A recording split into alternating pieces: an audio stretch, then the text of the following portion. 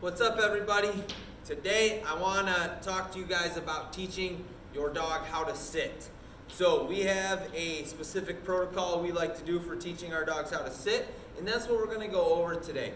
So for today's lesson, it's going to be really important that, one, you have your food in your pouch, right? Remember, we're not big on treats. We like to use the dog's daily amount of food. So before we can even start teaching our obedience, it's important that your dog has a pretty solid food drive, right? That you should have already built up through charging your clicker, right? And that's the other part of this. Your dog must have a clear understanding of what their marker means.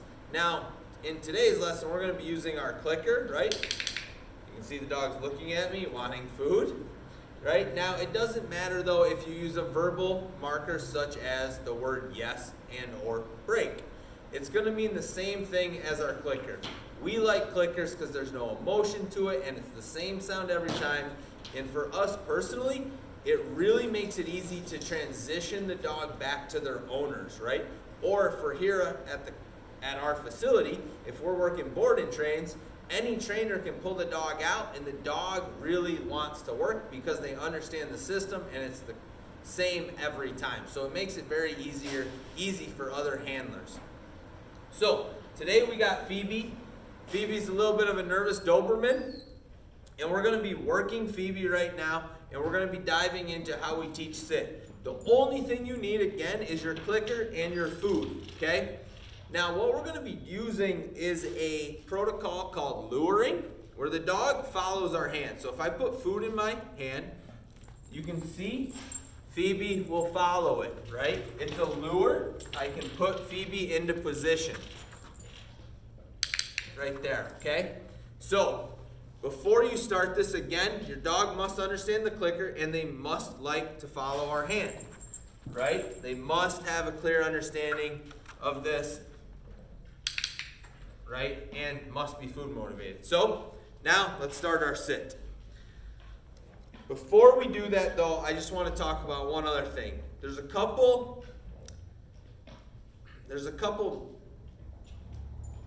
misconceptions in teaching sit, I believe, or a couple mistakes a lot of people make.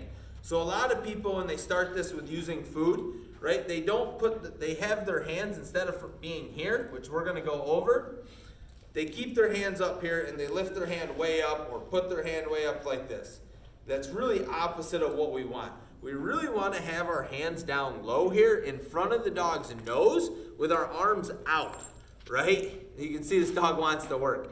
We're going to follow here, and then we're going to lift right up. So our hands aren't going much above our waist, but they're staying right in front of the dog's nose, okay? So I have food in my hand. I'm going to step back. I'm going to lift. When the dog's butt hits the ground, I hit my clicker. Now you can see Phoebe sits back a little bit. That's good. I don't want her necessarily pushing hard into my hand. I want a little bit of space. Good. Now, something else you'll notice is I'm keeping the dog on leash. That's important. If I want Phoebe to come a little closer to me, I can pull her in with the leash. Perfect. Good, right? I can use the leash to pull her closer to me. So you can see my hands are low, right in front of her nose. Good. Okay, now the other thing you're seeing here is I haven't said the word yet. I'm letting her get a lot of repetitions in. When we are strictly using food in our training system, we must remember that it's all about repetition. Teaching new behaviors with food and through positive reinforcement, it's 4,000 to 6,000 repetitions. Beautiful. But we're going to get this moving quickly here. Get her to love it, right? Which is why we want that food drive. Okay, now, right? She's getting impatient. She jumped up there. Timing was wrong on my part. Watch. We wait. Good. Now, you do see me move away after I click. Right, so watch. I click, I move away. The click announces that she did the right behavior. I want her to get out of the sit position so I can feed. Now we can teach her to kind of fight back in. So the next part of this progression is to sit and wait. Boom. I don't have to lure as much, right? So I went from luring to where I was getting the dog motivated to work. Now I'm going to phase out my lure, okay? This next one I'm going to phase out my lure. I'm going to walk a little bit. I might have some food here. Boom. Now I step back to release the dog, okay? Now watch. Click, and then I feed, okay? So now I'm doing no luring.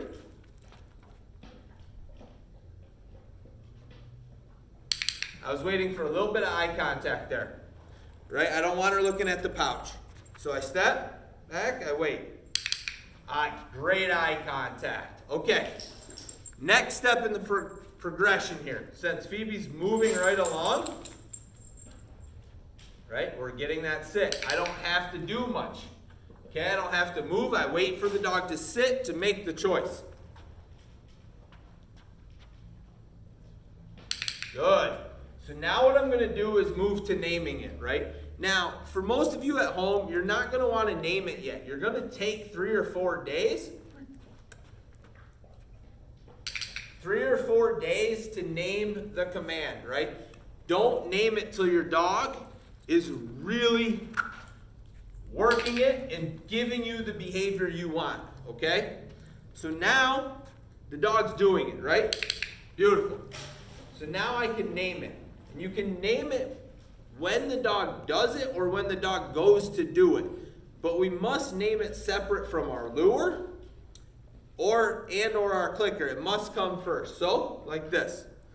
I wait, sit, click, and feed. Okay? Let's watch a few more of these. Sit, click, feed. The click gets the dog out of it. Sit, click, feed. Sit, sit. No. So if she went to lay down, I walk into her. I can give her our negative marker, no. Walk into her, she gets back in the sit. Sit, I can name it again. Sit, sit, click, get her out. You can also, after you're naming it here, sit, and go give room service. Sit, give room service. Sit, give room service. We're reinforcing the command, right? And keeping the dog there, building duration. Beautiful. Very good. Phoebe's rocking it right now. Phoebe, sit. Good. Now, we must remember dogs see things in pictures. So when we're looking at the sit command, most people's dogs will sit for them, but it's always right here in front of them. So we like to build multiple pictures. So yes, we start here. We teach the dog to sit in front of us because it's the easiest, right? They're always right here. But then there's a lot of times we like to teach them to sit next to us. So we go back to our lure and start all over again. So I can lure my dog into position here, lift their head up, click, and I feed.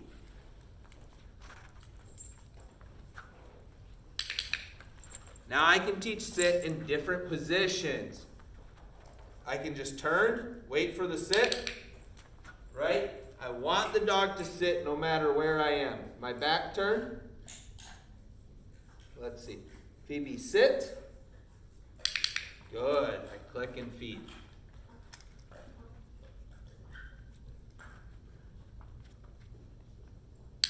When she sits, I click and feed. So you have to create new pictures for your dog.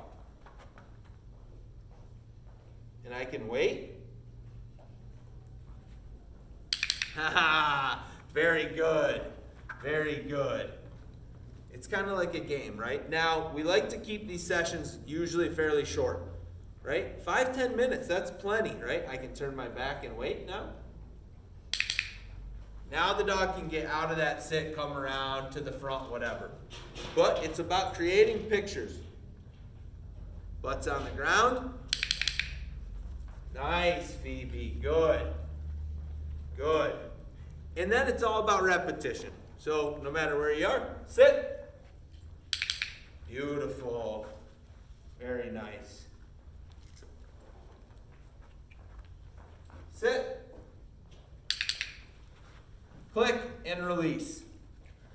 All right, guys, I'm going to do one more here, and I'm going to jackpot her, giving her everything. She's worked hard for this. Phoebe, sit. Good girl. And give her all her food. Very nice. And there's your session, right? Okay, so to recap, guys, we must remember that our dog must have some food drive, okay? This doesn't work if your dog's not hungry.